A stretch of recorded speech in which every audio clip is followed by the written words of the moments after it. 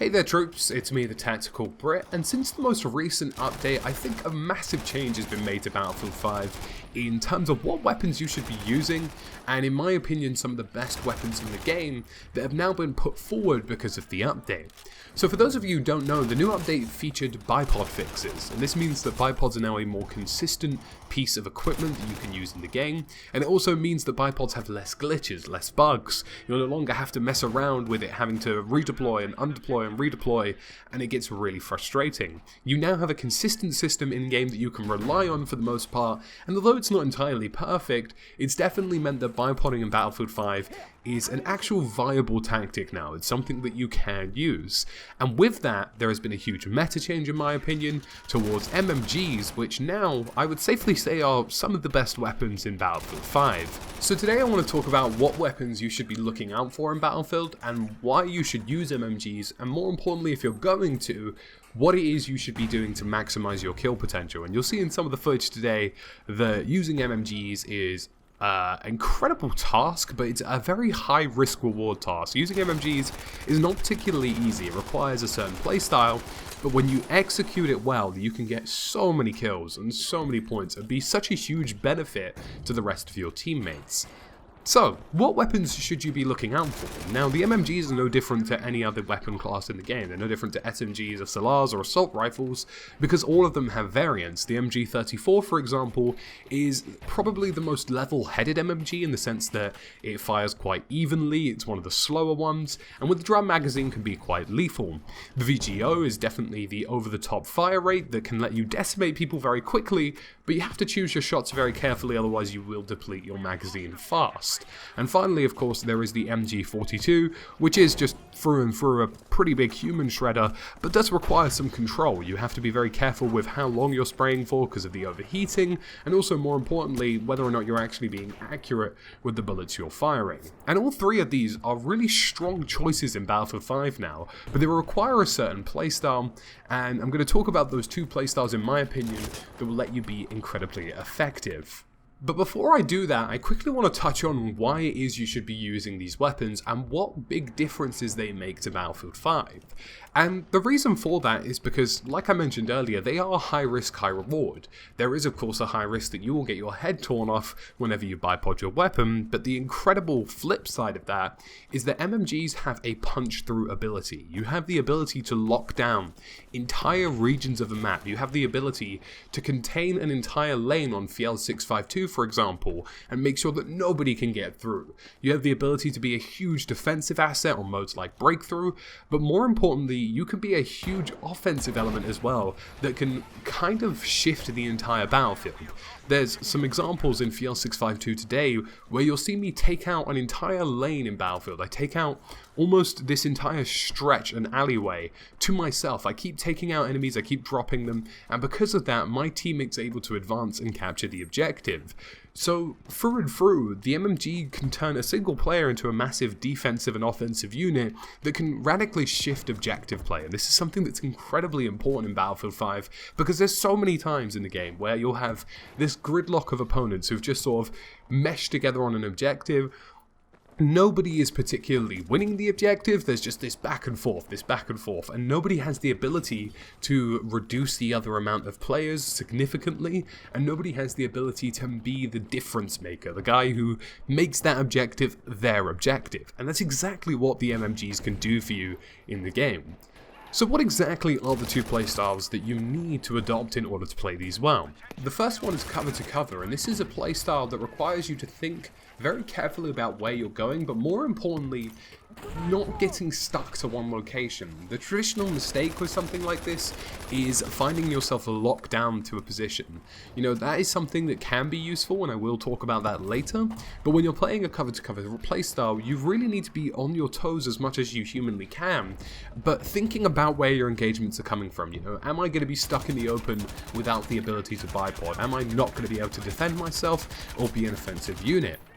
And with that, I think the best way to look at cover to cover is more about vantage points. We know in Battlefield 5 that certain buildings will have vantage points over objectives, and certain lanes will have vantage points that will let you control them. And moving cover to cover is about having a good idea of where those things are and how you can utilize them. And you'll see on some of the gameplay today that I use a lot of the buildings in a RAS to lock down objective A on breakthrough.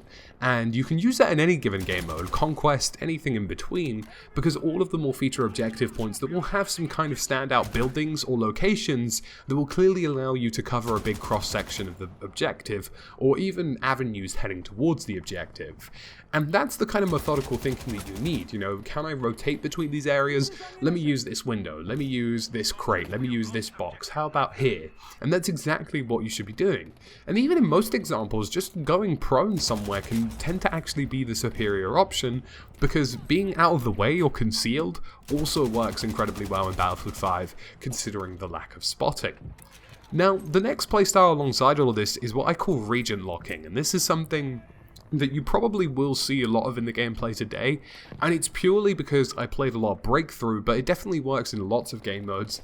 And there were times where I would take up an entire alleyway that I would just completely seal off that region. I would be the difference maker, because I would be rinsing kills over and over again. They would have to respawn, and I was suppressing the enemy so intently, both in terms of how much I was killing them and of course actual physical bullet suppression, that the enemy simply just didn't stand a chance. You know, an MMG is very much capable of having an entire region or lane, sort of like what you would consider a lane in a traditional, you know, shooter layout like Call of Duty, that just completely gets gridlocked because an MMG has sight lines there, and an MMG has the ability to really shred through a number of players without giving them any chance to react. You know, not only is this a high damage output weapon, but the suppression element of as well also makes it incredibly difficult for players to respond to an MMG that is in a good location.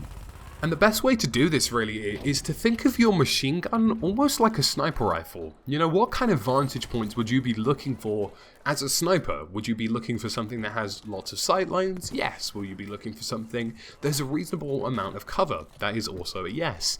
And if you go into it with that kind of mentality, there is entire sections of the game, and entire objectives even, that can really be shifted and changed because of your presence. You know, in FL 652 today, for example, there was a lane that we just simply couldn't get down because there was a lot of an enemy presence, and it was really hard because lots of our teammates were dying.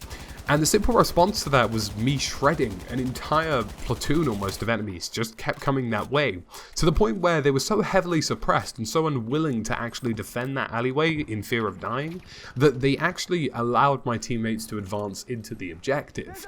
And there are plenty of examples on all of the maps where you will have those kind of opportunities. You will have those positions that can really turn a tide against an objective point. And I think it's highly recommended to use an MMG in something like Breakthrough or something like Ground Operations, where the influx of players is always from a particular angle, and I think that's really where they kind of strive at their best. So all in all, it really does take an entirely different stance, an entirely different playstyle really to accommodate the MMGs. They're not a run and gun element, they're an element that almost operates very similarly to sniper rifles in the sense that you need to be careful with them, but almost identically in the sense that these are a risk-reward item. MMGs in Battlefield 5, as you can see in some of the footage today, can be some of the best weapons, but I can safely say without some of the editing you've seen here today, there was a lot of frustrating periods. There was one or two stretches where I would run around and eventually just die because I just didn't have the means to defend myself because of the hipfire element, or because I simply couldn't find a position that I felt was worth sustaining or worth attempting an offensive or defensive push on. And that's really the overall aura here. You know, MMGs are a element much like sniper rifles, where you can get your head blown off, but if you do it well, boy do you do it well. And I think for most people, because of the bipod changes that we've seen in the game, this also acts as something as an entirely different playstyle. You know, a lot of people in Battlefield 5, and me personally as well, have progressively gotten sick about, you know, just the generic run and gun playstyle. And I try to look to sniper rifles for a different thing, but the same here applies with MMGs. It's a different kind of play that I think a lot of players will appreciate. Now, not only all of this, but there's also a knock-on effect here. There are some bipods in game that have also indirectly received a buff. For example, the Lewis gun, which was previously an incredibly good weapon, is now even a better weapon in a lot of respects. It's had an indirect buff because of the bipod changes, and the same even applies to the Ruby Rolls in the Assault class, which now has more consistent bipoding and of course is more useful. So ultimately I think Battlefield 5 has really buffed the bipod system here and really changed the meta in terms of a lot of the weapons that we see as useful. As always, troops, it's been me, TheTacticalBrit. Let me know what you think in the comment section down below. Are you guys going to be giving MMGs a go? And if so, how have you been accommodating them? As always, troops, thank you for watching, and I'll see you again soon in another video.